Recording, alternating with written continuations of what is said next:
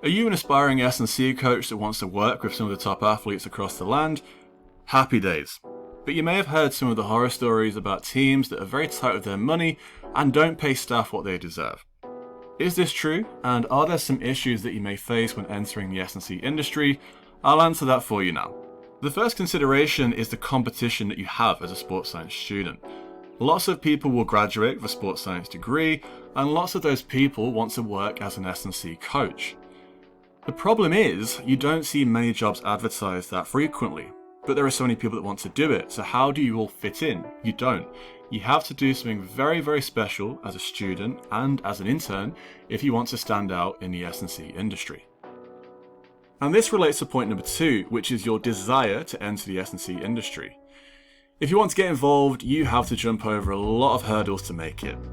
You have to get your undergraduate sports science degree, you have to do a master's in S&C, and then you have to get your accreditation. All of this stuff you are paying for via loans or money that you have to earn by getting another job. This takes about 5 years, and it really doesn't scratch the surface because the main aspect, which will give you the best chance to get a job, is getting work experience whilst you're a student. Typically, you won't get any money for this, and I should know when I was doing coaching as a student, I did lots of work with kids working on wet pitches on a Sunday morning or different leisure centres all around the Humberside area when I was making big sacrifices. I could have gone out, enjoyed myself and had a few beers with my friends. I wasn't really doing that. I was getting lots of work experience for a period of 4 or 5 years, and you may look at that backstory and say 5 years getting no money and you having to pay money to make it in the industry, is that really worth it? The next point is very important, it's salary. You've done your work as a student for 4 or 5 years where you've been unpaid. You then graduate from your master's degree and you say to yourself, it can only get better. But you'll have to start off with a full-time internship with a professional team. And usually you won't get paid for this and you'll be working a lot of long hours which can go into your evenings and weekends. I'm not just talking about smaller teams with a low budget, I'm talking Premier League. They still won't pay you for an internship in most cases. You get through this stage though, you've done your degree, you've done your accreditation, your internship, you're now looking for a job, and I will let you be the judge of this. I will put a link below for the UKSCA vacancies website. Go and have a look at it now, look at graduate jobs, look at the salary. In most of those adverts, you may find yourself disappointed. Point number 4 is the working hours. Naturally, as an S&C coach, you'll spend lots of time in the gym, on the field as well, but in many of these roles, you will spend a lot of time on the road traveling to games. This means that you could miss out on your kids' big landmarks or milestones, you could miss out on family events and time with your friends as well.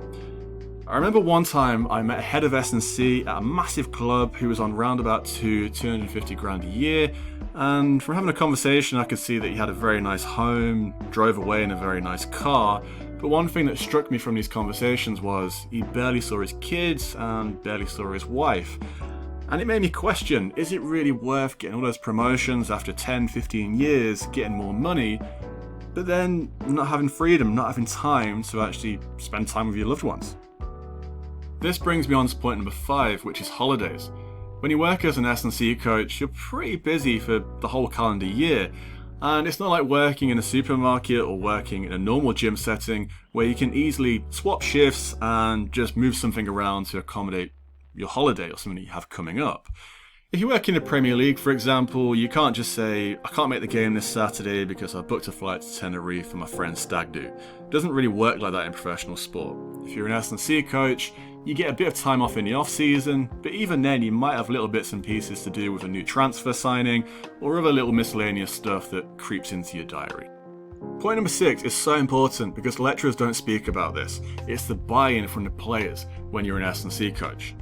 Picture the scene, you're an aspiring S&C coach, you sit at the front of class every week taking loads of notes, you're keen as mustard, you go out there, you get all your unpaid work experience, you've got a brilliant LinkedIn photo, and you graduate with a 1-1 degree and your UKSCA, and you say, great, I'm now about to enter an industry where people are just as passionate as I am about S&C.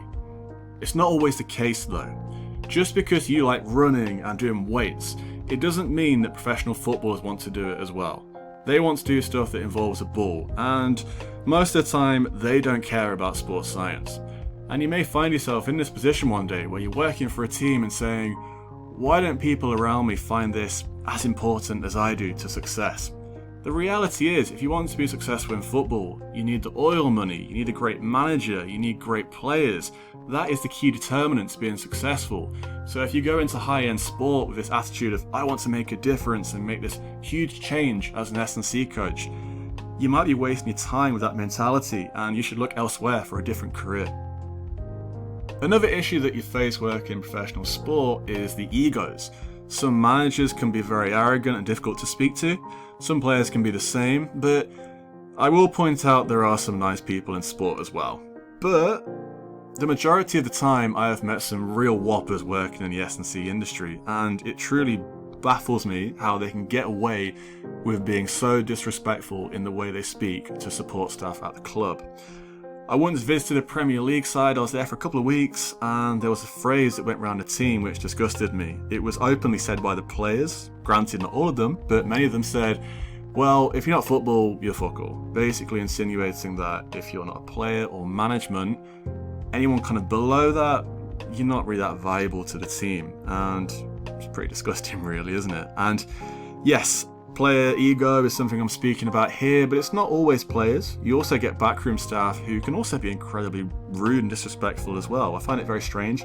S&C can have a little bit of a culture of Twitter fame, where some S&C coaches or sports scientists look for notoriety and it's all about them. I find it very, very odd. I don't understand why that happens. And a wise person once said to me, having lots of Twitter followers is like having lots of Monopoly money.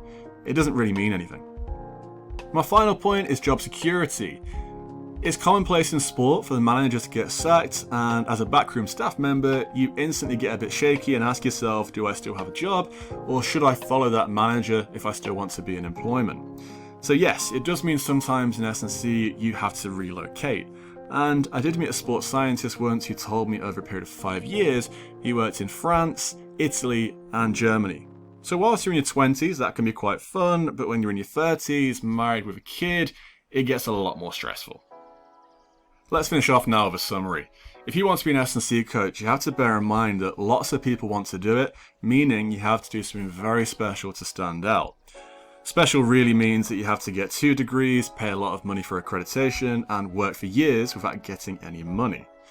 You'll also probably never have a social life. But that is my very cynical view on S&C. What do you reckon? Is it worth getting involved in the S&C industry? Let me know in the comments below.